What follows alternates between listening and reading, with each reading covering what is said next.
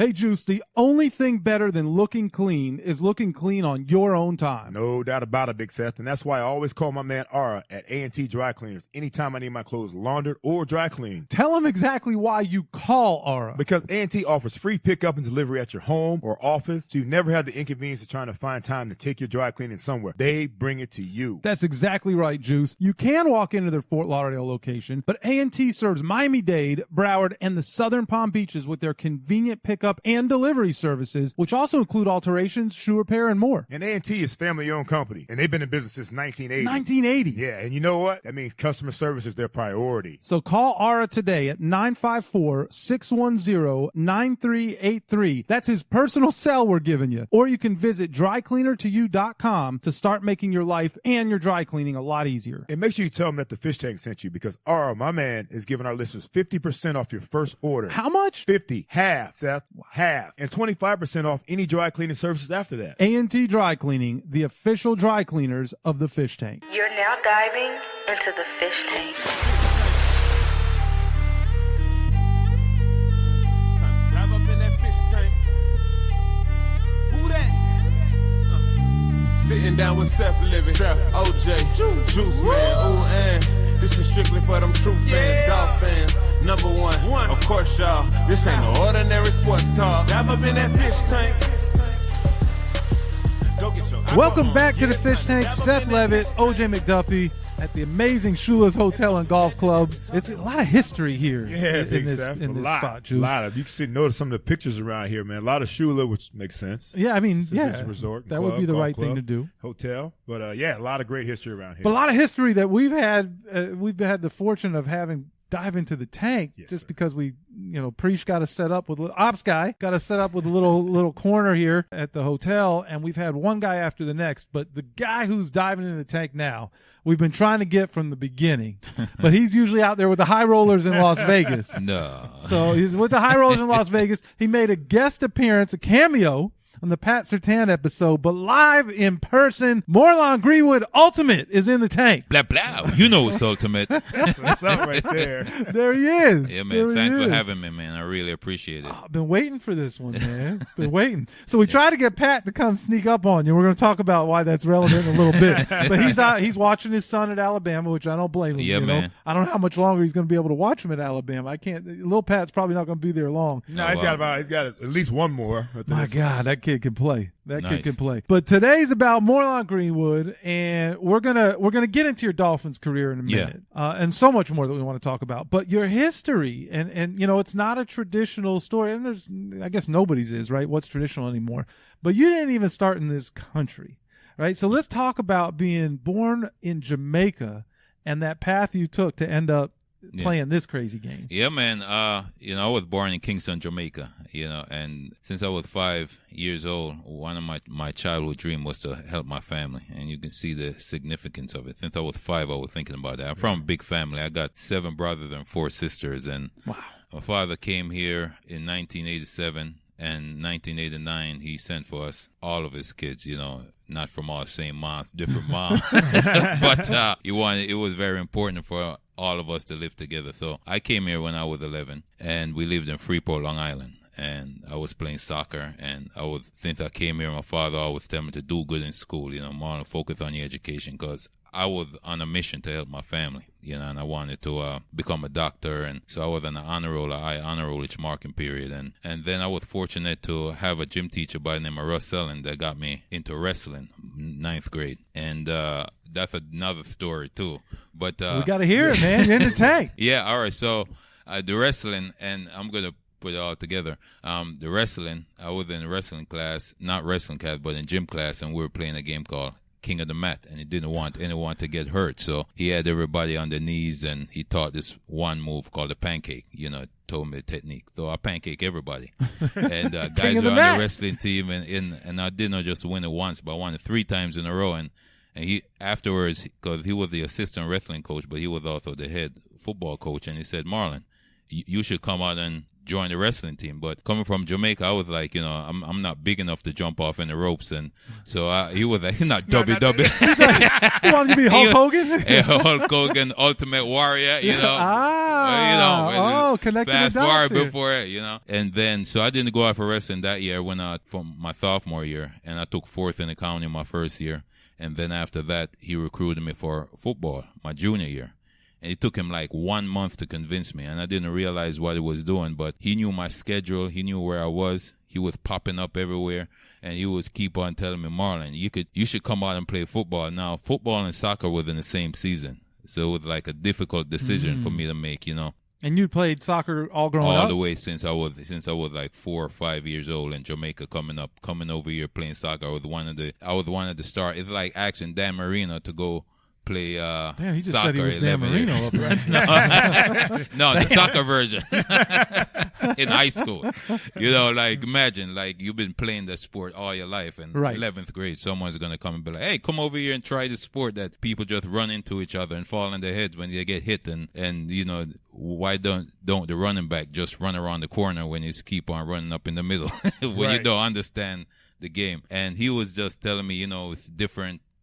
Giving me all types of reasons why I should play, telling me that, we wear shoulder pads because I was telling him the game looked dangerous and all that. So finally he was like, Morlon, you know what?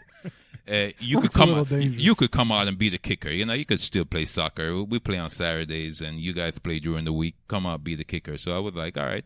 I could do that. Then he was thinking king of the mat. He wasn't thinking about your kicking. Yeah, then got him in the door technique. Get him in the door. Then the next week he was like, you know what? You would make a really good defensive end. And I was like, what the defensive end? And he was like, don't worry about it. You pancake people. You get the pancake people. And he was like, you don't have to worry about playing a linebacker. This is what he would say. You don't have to worry about linebacker. Those guys got to cover the flats. And I was like, flats? What's a flat? Yeah, had you even seen any American football up to that point? Just highlights on TV, flicking through the channels. Yeah. And right past it, right? Right past it. I was like, what's going on here? Actually, one of the highlights that I saw was I know that Joe Montana know, but he was getting a hit and he flipped and he fall in his head. I was like, man, that looked like it hurts. He probably did.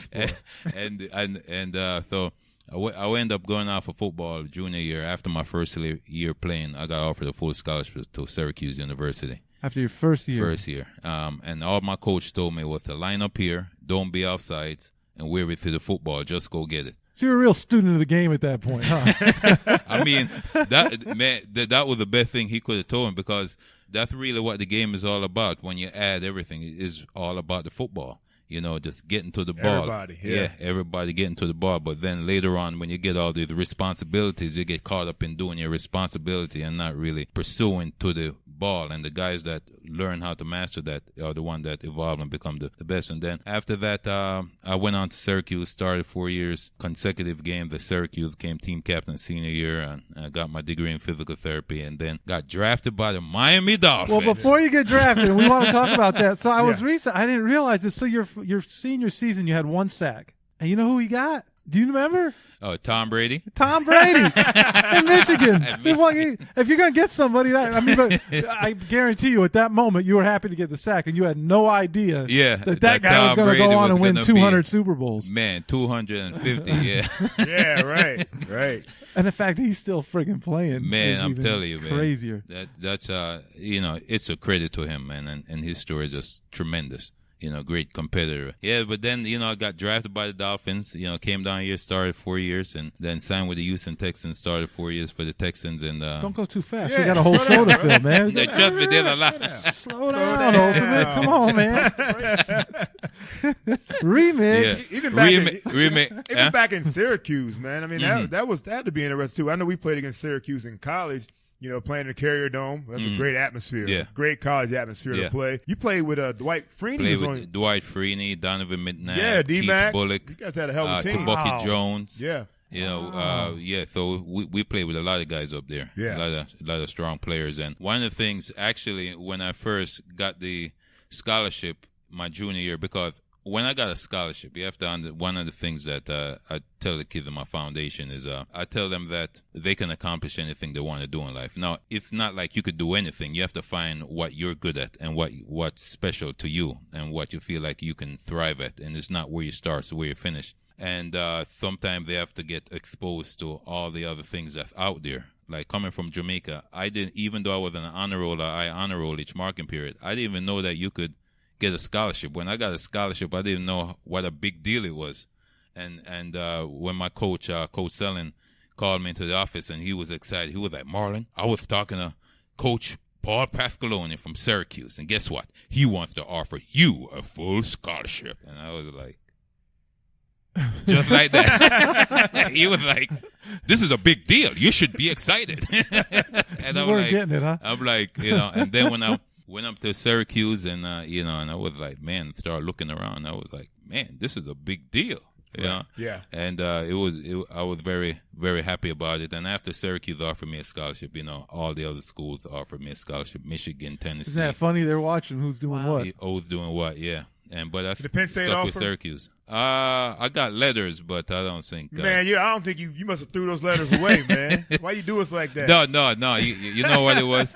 I was just for me not knowing anything about the game and playing in Syracuse to offer me the scholarship is I like to give respect where respect is due, and they were the first one. Like the Dolphins are the first one that drafted me. It's like always. It's kind of like The Voice, the first guy who turns the chair, man. He's got that edge. Exactly right. I get it. That's cool, though, man. That's really cool. Yeah. And I'm just listening to New York, Syracuse, New York.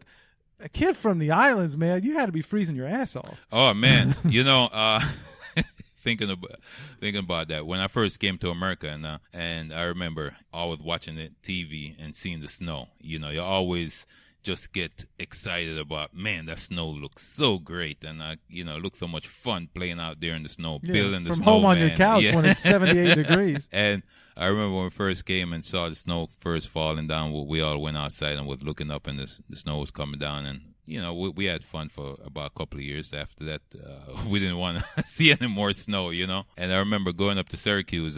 I really liked it because it was like, when it gets cold, we play in the Carrier Dome, because they had the dome there. So I was like, all right, this is good. Once it started getting cold, we start practicing there. Man, that was a recruiting, a recruiting trick. Yeah, you still got to walk to class. Walk to class. Did they tell you could kick for the team too? Did they use that one? Actually, they wanted me to kick, but it was too difficult to go down there, kick, and then play defense and change from the kicker shoes. And it was too complicated. Boots? Did you call them boots in Jamaica? That's funny. Yeah, the cleats. And, man, but up in Syracuse, we had to practice outside on Coyne Field over there at Manley Fieldhouse. Now they have an indoor facility. It's kind of like when you were going, you didn't have that. It's kind of like what the players have now that you didn't have. So it's great to see how the game on all different levels have been evolving. Very cool. Been absolutely tremendous. Very cool. Now we can let him get drafted to the Dolphins. Yeah, exactly right. He was moving, man. I was just like giving he's trying to get out of here. You got somewhere to be, man. Yeah, we waited all this time. Get you in. All right, guys. So that's it. So 2001, you get brought in the third round. Yes. And at that point, I mean, before we got you put the brakes on me too. Yeah. Talk about your pro day. Oh, I ran 4.47. Then you benched 4.15, 4.20 or something. He loved the weight room, didn't he? Out the ass. It was unbelievable. Damn. Coach Ed Ogeron. I don't know if you guys know him. Coach O. Coach O. He recruited me. He was at Syracuse. He's the one that recruited me to Syracuse when he first went up there from Miami. And I remember when I came up there and was in the weight room one time, and he said something. I was squatting, and he said something to me I never forgot. He said, Morlon, take care of your legs.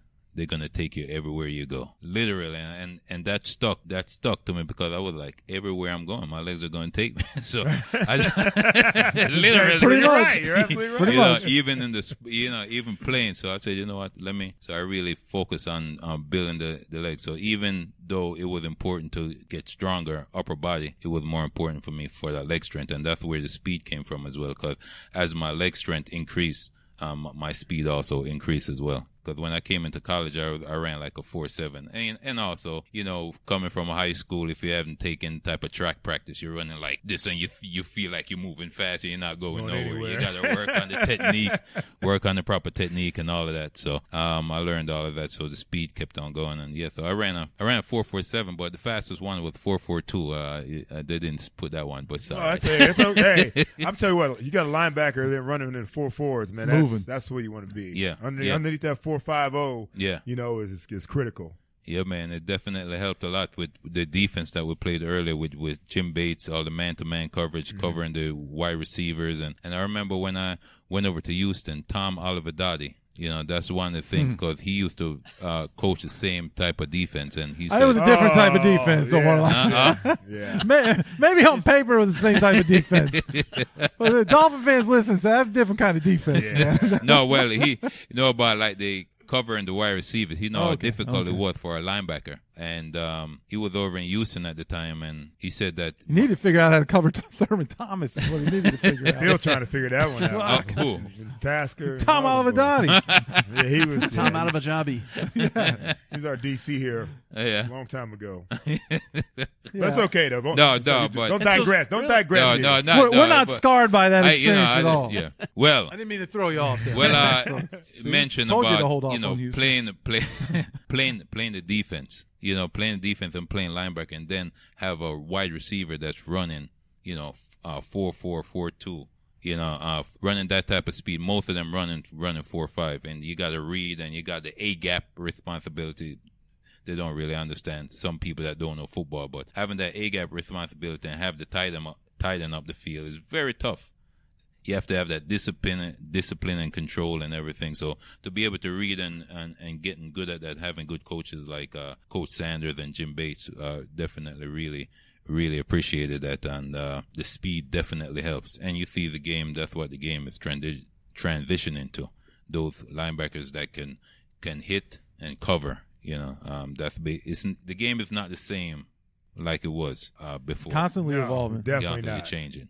Yeah, you know what? But with your speed, it's perfect game for you right now. Yeah. It really is a perfect game for a linebacker with speed and the strength and everything, because you do have to be in coverage more than not nowadays. Yeah. Not just hitting that, taking that fullback on or whoever is lead blocking. Nowadays, you got to be able to get out there in space a little bit. And I think that it's a perfect fit. Yeah, absolutely. Absolutely. And that's one of the things that the players definitely have to know and work on, is to be able to play in space and also read and run the quarterback and be able to know the different downer tendencies and what you need to do and help you to develop to be a really seasoned player. And that's what I've learned over the years. One of the things that happened to me too, going up to college, not knowing anything about football, I kind of wanted to learn as much as I could. Like everything, technique-wise, fundamental-wise, everything, and what I needed to do. And this is what you do. This is what your job. Once I figure out, each player got a job that they had to do.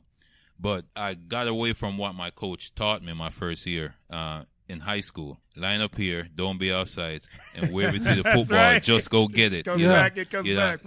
Got to make plays. I remember when I came here, I was doing my job and everything, but it's all come down to making plays. I remember one time we played Kansas City, and I had to cover Tony Gonzalez, and you know how difficult that was. He made a few plays. Yeah, and I did a good job, but I only made one tackle. I remember Coach Juan said, he came over to me and be like, Morlon, so you only made one tackle, and I'm like, yeah, but I was covering Tony Gonzalez, right? And what flexed out. He was like, but one tackle though? You play linebacker, one tackle. Oh man. And I was like, it's all about production. It's all about production. And I remember when Junior Seau came here, that's when everything I just kind of let it go and just let it loose and just take care of my responsibility. But most important thing is making plays. The last year I made 133 tackles. And you can't get that at one a game. That one a game. So clearly you had a few multi-tackle games. That's awesome. Yeah. So while you were taking care of things on the field, my job, as I've talked about a lot, Juice, as a PR guy, obviously keeping the statistics and most importantly, making sure that we minimize all the distractions and make those things easy for you guys to go out there there and do your jobs on the field. But I was always looking for a good story and an angle, and I think I realize now I get bored and I'm always coming up with different things. But we get this kid, and he's Jamaican born, and then I find out he's into music. And I was like, hey, man, Morlon, let me, do you have family down here? He said, well, no, I just, I'm trying to figure it out. I said, have you found some good Jamaican food yet? No. So I had some of my best friends in high school, the Chaplin family. And there were 3 kids, Sean Chap, the mysterious Sean Chap, you didn't really get to know very well, but then the 2 sisters, Erica and Charmaine. And Erica was dating a guy, I say was, they still kind of, whatever that common law marriage thing is they got going on over there. But Erica was dating a guy who was, he came from a long lineage of musicians in Jamaica. And his father actually helped a young artist get started in the music industry, and he ended up having a decent career. A guy by the name of Bob Marley. Oh, yeah. Yeah. So this guy, Derek Morgan was the guy. So Courtney Morgan was the son, and I knew Courtney. And so I was having this conversation I said, I don't know if you've heard of Derek Morgan. And Morlon's like, Derek Morgan, are you kidding me? Bob Marley. And he knew all the music history. So why don't we go grab dinner? And so we go over to the Chaplain's place, and they had it all laid out, the whole spread, man. Yeah. They had the oxtail. And they had, come on, man. I'm pretty hungry too. Yeah. I just beef patty this morning. I had the beef patty this morning. I had to do it in your honor. But they laid out all the food and just wanted to get him to get to know some good people. Well, next thing I know, he's like, hey, Seth, we're doing a music video. So talk a little bit about that transition to where Morlon Greenwood also unleashed Ultimate. Yeah, well, music is something that I've been doing before I even been playing football. I was playing soccer, but I started in 9th grade in high school. Once I figured out that to write a song is all about making songs, making the words rhyme, and then coming up with a catchy hook. And once I did that, I just loved it, and I just kept on writing songs, playing from high school wrestling, going on to college and just writing songs. And after I got drafted, unfortunately, I had gotten hurt in the preseason. I had my midfoot sprain, which is another story. I have a sewing needle in my foot, which is still in there. It's still there? Yeah. Who the hell left that in there? I used to walk barefoot when I was in Jamaica, and then when my midfoot. So it was already in there. Yeah, that's right. Yeah, it was already in there. MRI, okay. And the MRI couldn't read because of the metal in there. So that's another thing. I mean, there's so much stuff we could talk about. And so I was on crutches for like about a month, and when you get hurt, sometimes the team keep on playing because they're still practicing. Isn't it crazy, man? Yeah. It's like you've forgotten. They forgot. Man, the worst thing to do is be hurt. And so, I was still a rookie, but I was on crutches. Then one day, Jason was like, "Hey, you know what? Marlon never sung his rookie song." Because, Jason Locker was over here, Zach Locker, and me and Zach was over there. And I remember, and I was like, all right. And so I hopped on the crutches over there, and I said, all right, I'm going to sing one of the songs I wrote in college. And that's when I did it. And I sang. How'd it go? Blow the Skylines Out of Proportion. Because the reason why I wrote that song is because when I was in college and thinking about what I want to accomplish and, goals and dreams, I was thinking that in every song they always say the sky is the limit, the sky is the limit. And then I was like, well, if you say the sky is the limit, then you're putting a limit on yourself. So I said, I'm going to blow the skylines out of proportion, So that's where that idea came from. Give us a verse? Can you give us a little bit? Yeah, I'm going to give you the old verse because, Ultimate is different now. Okay. Right, but I got to give respect where respect is due. Say, I'm going to blow the skylines out of proportion, want to be the man. Said, I'm going to blow the skylines out of proportion, you need to understand. Said, I'm going to blow the skylines out of proportion, that is what I see. To be great, higher than the top guys, that's where I'm going to be. With God help, know me have to elevate myself. Take it to another level, to another realm. Then help out me, family them. Shift another gear and go help out my friend. That's how it is. But New Ultimate is bringing like back some memories, man. New Ultimate. What's New Ultimate like? Ultimate a man who talk about the peace. Them a talk about the war. Them a talk about disease. Optimist, them not accept defeat. Remember, whatever you sow, you will reap. I bless you. You tell me about my blood. Talk behind me back in my face, skin your teeth. You worship the devil and the mark of the beast. Me, I praise up Jesus and the word we him preach. Blah, blah. It's Ultimate. There it is. That was good stuff, everything. man. You have to elevate. Keep on elevate when, you get better and better. Love that, man. So they took that first one, and so the locker room, as you might imagine, responded. It's not what they expected. They expected some Syracuse fight song bullshit, right? So he goes and drops that. Well, next thing I know, he's scheduling a music video. Right. We're renting a warehouse. They're watering down the concrete. They're bringing in the cars and the whole thing. And who all was in that video? No, but before that, the reason why all of that started was after that because of your introduction. Hey, and go introduction, Courtney Morgan. Then we went over into the studio. We made the beat for the song because the song didn't even have a beat, so we made the beat from scratch, and then from there did the recording, and then after that we're making the video. So fast forward, like Simon Cowell in this bitch right now. Yeah, man. So then we had Jathan in the video. Wale, out of Wale and Boone, Chris right. Chambers. It's like a fish tank. The fish tank guess. Yeah, was Pat out there? Yeah, Patrick Surtain was in the video as well. Yeah. So we got to track that video down. Yeah, man. definitely. It was a fun video. Also, my father was in the video. That's right. Father passed away in 2014. It was really rough, But yeah, he was in the video too, showing his dreads touching the air. His touching dreads the ground. touched the ground. Juice, did you ever see No. father? So he had them all wrapped up, and then he said, "No, my father's dreads touched the ground." I'm like, "No, we got to see this." Touch the ground. Yep. Yeah, definitely touch the ground, man, and so it was a very fun video. It was like the first time shooting a video, so it was a lot of fun, and just continue. All the guys that came out and support was just excellent. Yeah, let's talk about a little bit about the whole. You mentioned Pat a little bit. Pat had a little. We actually kind of bum rushed Pat a little bit on our show. We did a little bit. Yeah, when you came on and told him about how you busted him out in the freestyle. Talk about that whole thing because we get his side of the story. We want to hear your side of the whole story with you and Pat in the freestyle competition. Well, Pat. Thank you. We got some water for you over here. So, Pat's always rapping, right? And you can't tell Pat that he can't rap.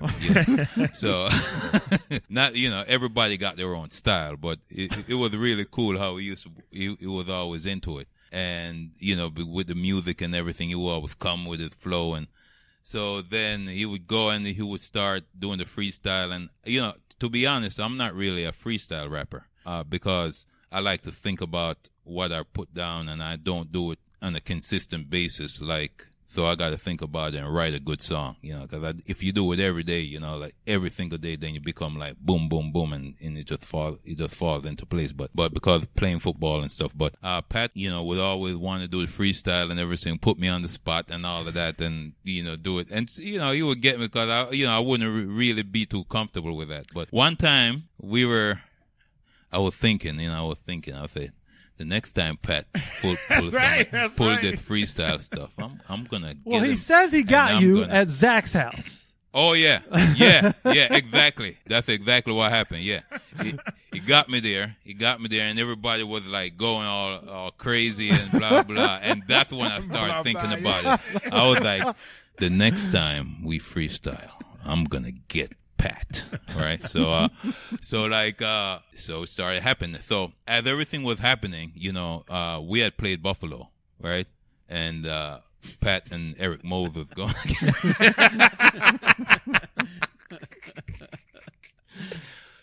So I don't know if everybody know what happened in that game. But Pat talked about it. Yeah, okay. All right, so he and Eric. So it was like they went at it so hard that Eric Mose did some, he shouldn't have done what he did, but he kind of spit at Pat, and so kinda he spat. Yeah, spat at Pat.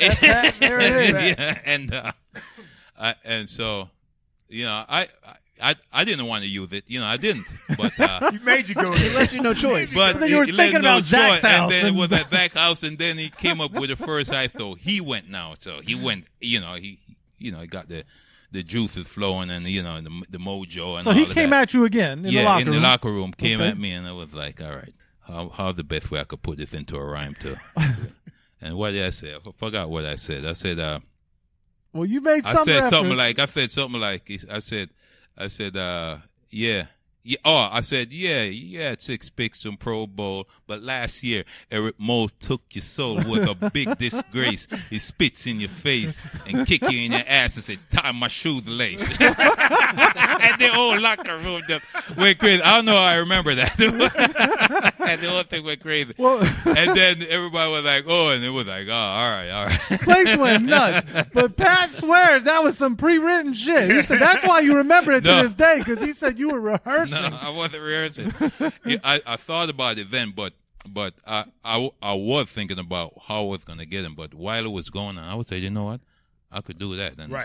And then it just came out. And that's how the freestyle stuff be happening. It's like, guys, you just be happening. You know, when you do something a lot of times, enough time, you just get good at it. I keep on telling people, not where you start, where you finish, and the more you do things, like the better you become, and it become automatic. Well, I think that's funny right there, though. Oh, it's classic. It's classic. And Pat's reaction was spectacular. Because he's holding this Eric Moe stuff in his mind. I said, I can't wait for Pat to try me. One more time, we'll get his ass. Well, Pat said he wanted a rematch. He said he wanted a legit rematch, so we're going to have to figure it out. I tried to get him in here. But I said, Morlon's in from Vegas, man. So we're going to have to get a fish tank rap battle first at some point. Then I got to go practice freestyle. If Pat says this, I'm going to say no. Oh, no. God. So good. So good. DolphinsTalk.com is your one stop for all things Miami Dolphins. With news, commentary, video, interviews, and the Webby Award-winning DolphinsTalk.com daily podcast, DolphinsTalk.com has you covered on all of the latest happenings surrounding the Miami Dolphins. Whether it's training camp, the draft, free agency, or the current Miami Dolphins season, DolphinsTalk.com has it covered. Be sure to follow us on Twitter @DolphinsTalk and to visit the website, DolphinsTalk.com, each and every day. That's DolphinsTalk.com. You know, Juice, we had Morlon here for 4 years. A lot of fun, a lot of music. And then, of course, the way this league works these days, free agency. You had a big year. You had an opportunity to make a little money. Yeah. More than a little money. Yeah. And you left us, man. Oh, man. Well, you know, the way that happened, you want to hear the honest thing that happened right there? The honest thing that happened on that one was I really wanted to stay here in Miami. And I remember my agent, because I had family down here, and, you know, you start to get comfortable with everyone that you're playing with, and you already said looking at Miami as home, you know, Fort Lauderdale. Not a bad place to start off at, right? You were in Miramar for a minute. Yeah, Miramar, yeah. Okay. Yep. And I remember my agent was telling me that, we're on the phone. I'm on the phone with couple of the general manager, and there's a rumor that, the one want to give you $6 million signing bonus. And I remember, but Miami was talking about $2 million. All right. So he said, I think you should at least get on the plane and take a flight over there. Who was your agent? Harold Lewis. Okay. And so I said, all right. I said, but, I really want to stay here. And he was like, Morlon, just get on the plane. Yeah, right. Get on the plane, if you know, yeah. So then I got on the plane, and then they ended up signing me over there in Houston, making the first stop, and they gave me a $7 million signing bonus. And then I was able to fulfill my childhood dream, which is helping my family. That's why I'm so thankful for the NFL, because I thought I was going to do it by becoming a doctor and doing that, but I end up, doing the NFL made that happen. You always have a plan for yourself, but as long as you have a goal and an aim that you want to achieve, it's like the things God just make it happen for you. You still reach your destination. It may not be the path that you wanted to get, but you end up getting there. Yeah, it's that's the means. You had an avenue and a means, and you got to where where you wanted to go and helping your family. So what is Morlon Greenwood doing now? What's he doing today? Well, before you get to now, so here's the thing. I'm sorry. So we keep stepping on each other's pedal here. So he played at Houston, and then he played one more year at the Raiders, right? Your final year was in Oakland, it wasn't training camp. So okay. Did we get an accrued season? When people is the pension going to know that you played that year? No. Okay. When people say I played 4 years years. Started 4 years for Miami, 4 years for Houston. With the Raiders. Sneak that one in there. Sneak that one in there. Oh yeah, I saw a picture. Yeah. But here's what's crazy, Drew. So most guys, the arena ball and some of these other leagues, most guys. The guys who just never can make it to the NFL, that's their opportunity to hold on the ball, get some professional football, or that's you get an Arande who that's how they break into the pros and then they go from there, or even a Kurt Warner, right? So Morlon plays 8-9 years in the NFL, and then I talked to him 3-4 years later, and I'm here playing for the Las Vegas. UFL, the Omaha Nighthawks, so in the United Football League. Because after 8 years in the NFL, you got to be 38 years old by now. No, actually, I was at the time I was about 33. And I'll be on the couch. I was, I didn't want to, because my last year in Houston is, one of the things that they do is, once you get up there to the final year of your contract, they try to come up with reasons to devalue you. Mm-hmm. And what they do is they decrease your playing time. Then they start trying to put thought into your mind, and things like, you lost a step or this and that, and, you're not having the same type of season that you had. Of course, I didn't have the same type of season I had last year because I was sitting on the sidelines. You guys took me off a third down and all this other stuff. But anyway, those were the things that would happen. But at that point, I knew that I could still play for at least another 4 years. So that's when I was in Houston. When I was in Houston, I said I have another 4 quality years. After that, I might want to be a backup but after those 4 years, I might want to. But that's what I had in my mind. And so it's all about accomplishing the goal. So when it didn't work out in the NFL, I wanted to go and finish my personal goal. And but after that, the whole thing that happened there was, it's kind of like once you have season where I had 133 tackles in Miami, at 144 my first year in Houston, at 134, then I had like 120, then it went down to 48 tackles. What happened? What happened to Greenwood? He was, making too much music. Exactly. But they didn't know, like, my playing time was less than half. So I wasn't out there, and they do that on purpose, and then they come back at you and tell you that you didn't have the year. I mean, come on, Right.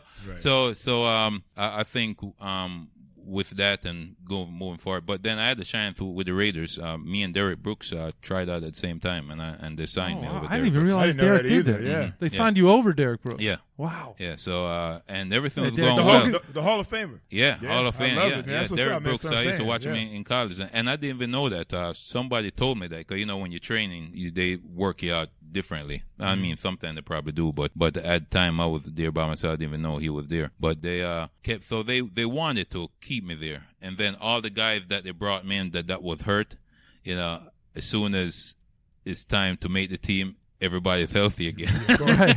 Everybody's back. Everybody's back. So, 8 years in the league, you should know that trick. No. Yeah. So that was what happened. So the UFL was a good league. I wish it would have lasted, because they had some good players over there. And you played how many seasons there? 3. Started 3 years over there in Omaha. Got a chance to live in Nebraska, see a different part of the United States that you would have probably never been to. I was going to say you got a chance to live there. You got Long Island. You got acting like you won the Miami, lottery Houston, Omaha, and now I'm in Las Vegas. And in Vegas now. Man, yeah, you hit it. I'm telling you. I mean, it's great. So then you hang up the cleats finally, and you pick up boxing gloves. Oh, well, I was still playing. The reason now in Omaha, the season was like 8 games. I mean, and we didn't have any preseason, so that's like. So you needed to still hit people? So I'm like, what am I going to do in the rest of this time to stay in shape? What am I going to do? So, I always wanted to do boxing, so I went there, and I would just want to learn the technique of just learning how to punch, just to see if I could do it. And then I went there, and the first day I went there, I couldn't even throw a jab. It was pathetic. Looking at myself, and but then I just followed the same routine that I've did when I was in high school. Not where you start, where you finish, and just keep on sticking with it. then eventually I was sparring with the professional fighter then in less than a year, and then next thing you know, they wanted me to fight, and then I said, well, yeah, and so I went on and I fought 3 fights. At what weight class? Heavyweight. 3 fights, 3 knockouts, 2 of them in the first round, 1 in the third round. And then I moved to Vegas, and then I was like, let me, I didn't really, I know Vegas is like a different animal. So I felt like even over in Houston, they were kind of just throwing me out there. Let's see how he's going to do in this one. Oh, wow. He knocked him out. All right. Give him another one. Because my third fight, the guy had like 27 fights. I remember right before I went out there, I was like, I was signing my you got to sign the thing before you go out there and fight. and I look at the like 18 and that's add up to 27. 18 and what? A little more experience than you I are. was like, this, I'm fighting for less than a year. I'm like, and then I went out there and they didn't even play my song. The DJ messed up and played some other song. Oh, they didn't play your walk-up song?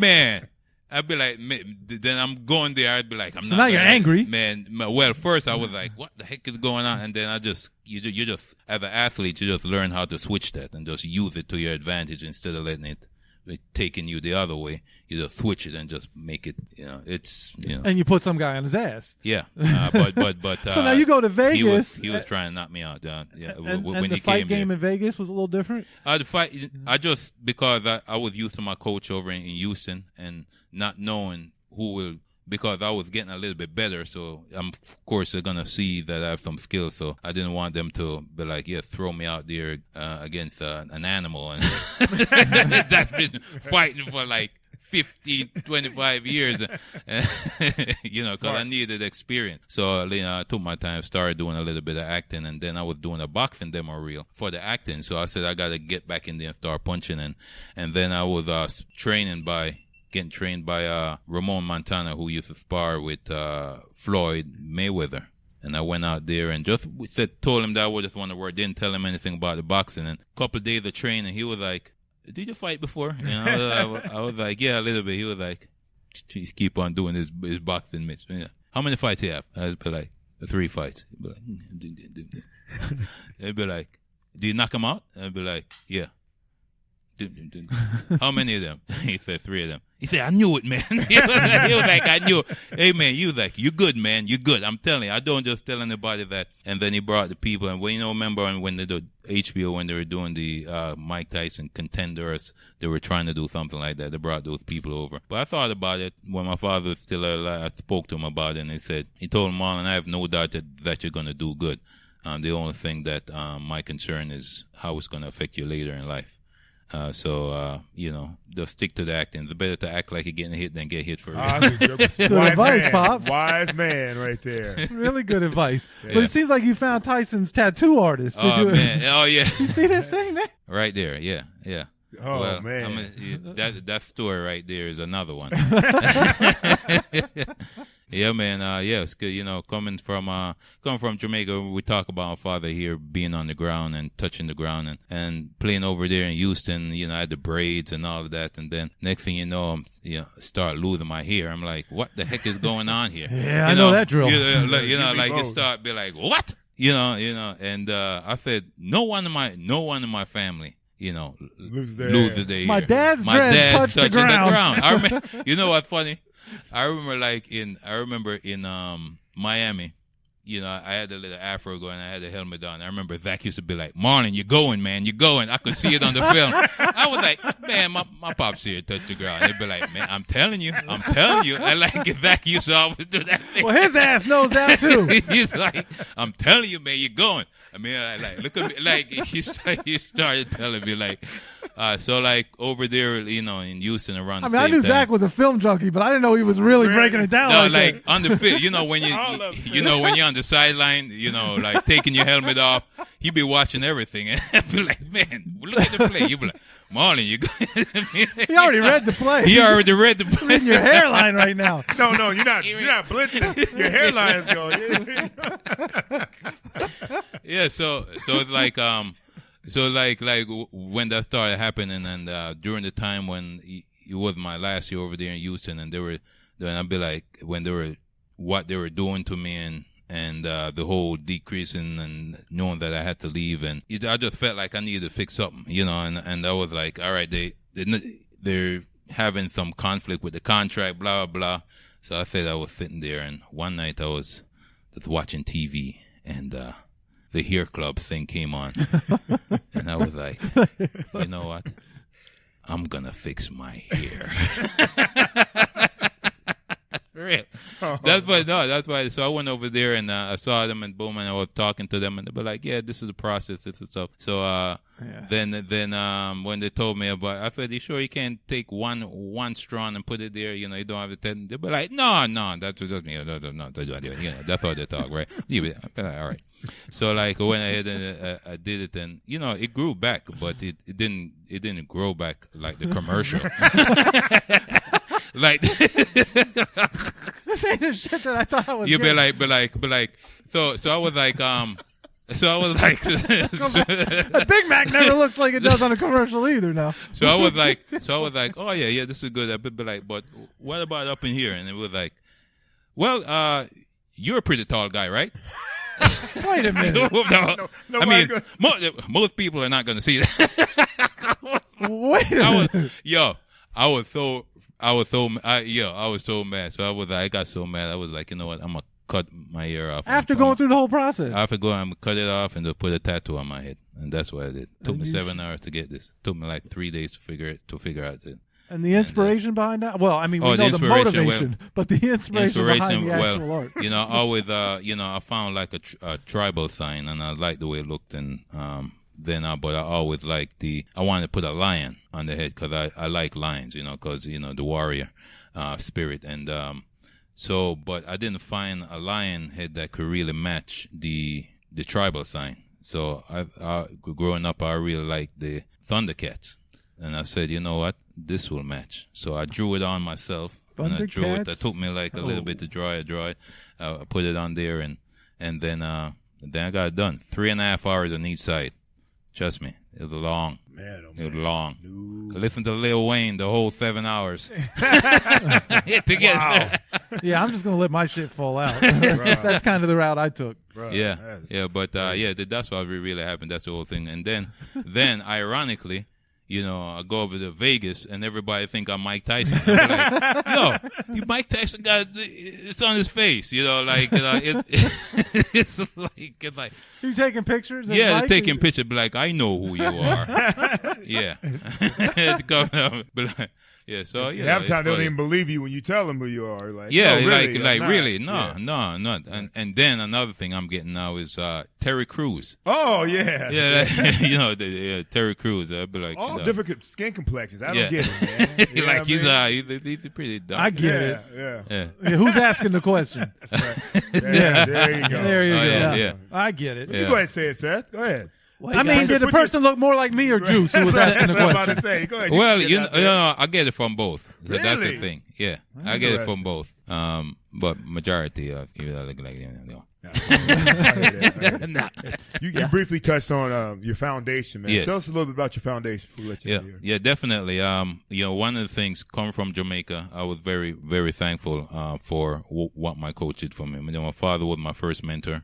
Second mentor was my high school coach that directed me into football. Let me know, showing me something that he saw in me that I didn't see in myself. And another thing with getting drafted into the NFL and being able to do that, I wanted to give the kids the same opportunity that I had. So the Morlon Greenwood Foundation, the leadership and mentorship program for socioeconomic disadvantaged youth and adolescents. And we'll put on free football camps for the kids. Football is to bring them in, but really to teach them the importance of education and staying on the right path and doing the right thing in life, and just basically teaching them to believe in themselves. It's a non-contact football. It's for boys and girls. It's from K through 12. We separate them in different age groups. And, we've been doing it for like 5 years now. And recently I became the vice president of the NFL Alumni Chapter Las Vegas. Nice. So we have a partnership with Caesars. We currently plan our draft party for next year, which is going to be it's going to be bananas because the draft is going to be there. The Dolphins have every pick in the draft right now. We do. Yeah, we're all going to be represented. Have you been able to tap into the foundation money that the NFL has? with your foundation? Yeah, well, with the camp, we get that, but I don't know if there is any more out there. Just let me know. Yeah, it's probably out there. You guys need to have this conversation offline. No. Yeah, but definitely always looking for assistance. And speaking of the foundation, doing that with the foundation, and also the alumni caring for kids and caring for their own. The caring for their own part is a part that caring for kids is self-explanatory. Everybody does, but caring for their own. The guy that played pre-1993 that didn't have the type of contract that the players are receiving these days, and gave me the opportunity to help my family. So that's one of the reasons that, because it's a voluntary, being the vice president. But I want to be able to advocate for that and advocate for those players that paved the way, so that gave me the opportunity so I can fulfill my childhood dream. So I think once they go back to the CBA, if they can be able to help the guys, that pioneer the game, they're the ones.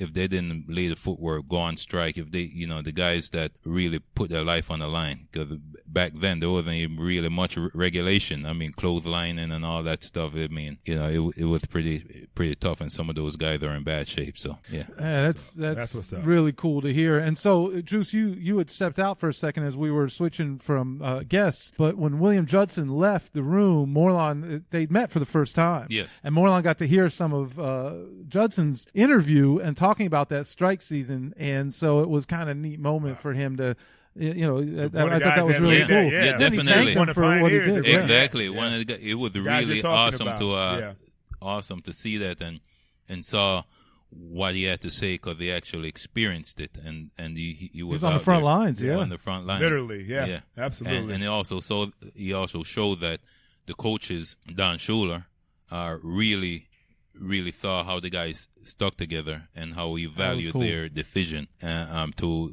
the guy that wasn't a part of it and didn't shake their hands, those were the guys that he had let go, because they know that those guys are not gonna be the one that's gonna stand up on the field and gonna, when it comes down to it, when you're in the trenches and you need each other, you want guys that you can count on and guys that you could. And that's what Don Shula saw in those guys that went and shook hands for to be able to get the rights, or to be able to get for the game what the game has evolved to today. It's just tremendous. You can't say enough for that. If you know what it's like, this is what it's like. When you look at it, it's like your parents did all of this stuff for you growing up, and they were there working for you. They made sure you go through school, they make sure you go to college, they make sure they're just pushing you. And, when you make it, you should want to go back and to be like, what, thank you for what you did. Thank you for investing so much time into me. It's kind of like what those guys have invested into the game of football, period. What they have done for that, how much they have invested, and how the game has evolved now. So all the ones, just a little thank you. That's what's up. That's awesome. That's what's up. That man. really is good stuff, man. No doubt, man. So we're gonna let you go here in a second, Morlon, because I know you're ready to party for alumni weekend here. Are you performing at the? No. We didn't get an ultimate concert set up here, but maybe for the Super Bowl. I think they were talking about. I was going to talk more about it. I don't know too much information about it, but there's going to be some stuff going on. Well, you better keep us posted. You better keep us posted. But in the immediate, and I hope by the time that this show posts, that we're posting this podcast, that this takes place. But Juice played the Solo D theme song that has become that's our walk-off music these days now. Yeah. And Solo just crushed it, did an amazing job, and Morlon was here bobbing his head. So we want to have a little remix action, and we want to get some ultimate flavor into the theme I'm going to definitely do it. Yeah, I was asking for the instrumental, if I could get the instrumental. We got to connect you and Solo. Yeah. So that's what we're going to do. Or I could listen to that, and I'll just write over it, and then I've been doing quite some time, so I could be able to. It's not your first rodeo. To be able to improvise and write something, so when I get the beat, I could. Yeah, definitely. All right, so we got the remix coming out. We got the Morlon Greenwood, Pat Surtain, got a lot of good WrestleMania 7 battle. We're gonna get that Freestyle Mania. Absolutely, man. Well, so good to see you, yes. And I hope we get to see you again soon, brother. Yeah, definitely. I really appreciate you guys. If people want more information on the foundation, they can go to mg52.org, mg52. Morlon Greenwood. abbreviation of my number 52 that I play with here in Miami, .org. And also the alumni is NFLAVegas.org. NFLA Vegas. NFL Alumni Vegas.org. NFLA Vegas.org. He's a pro. He's a pro. Hey, thanks for diving in, Morlon. Hey, man. Thank you guys very much. Really appreciate it. You know, Ultimate. Welcome to the fish tank. You might drown if you think you don't ready for the fish tank. Seth Levitt and old Jamaica Duffy stay rocking the mic like Tupac and Biggie. Them thank me for coming, they know say me busy. They start the interview, them know say me ready. On the fish tank, them a show me love. Feel like me sitting on the breakfast club. Now let's go back 2003 against the Cowboys. We're playing in the throwback. Ricky Williams run pon them, it look sick. 3 TD chamber fun them get lit. Madison played, Surtain got the pick. ZTMT Junior make hits, make the back them say ow. Looking back on all the haters, tell them watch me now. Thanks to the fish tank for this interview. To the Dolphin fans, me give thanks to you. What you gonna say on your interview when the fish tank come for you? Don't make it swallow you up, and you must stick with it and you must pull through. You know it's ultimate. Big fish tank. Big fish tank. Big fish tank. Seth Levitt, big fish tank. OJ McDuffie, big fish tank. Big fish tank. Dan Marino, big fish tank. Big fish tank. Big up to Jason Taylor, Hall of Famer. Big up to undefeated Dan Shula. Big up to 6'7" Darrell Gardner. Big up to my quarterback Jay Fiedler. Big up to all of the players them a try come back and they want them supporting right round the clock. Big up to Timbo, Debo, Lick running back down like Debo. Prince Adawale, Agunlaye. People, do you understand the name when me say Jamar Fletcher, Travis Minor, Larry Chesser.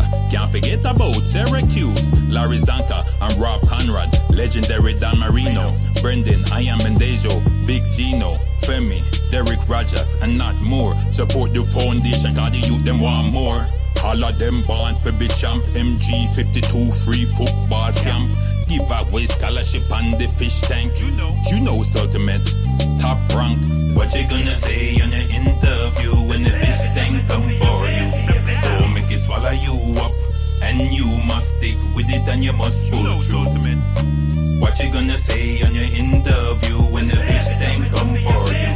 Don't make it swallow you up, and you must stick with it and you must pull through. Big fish tank. Big fish tank. Big fish tank. Seth Levitt, big fish tank. OJ McDuffie, big fish tank. Big fish tank. Dan Marino, big fish tank. Big fish tank. You know it's ultimate. Big bad and pole press, colorful roll with the Excalibur. Big up to man like Jim Bates that drafted me. Big up to Seth Levitt. Big up to all the Miami Dolphins organization. Big up to the fish tank. Blah, blah.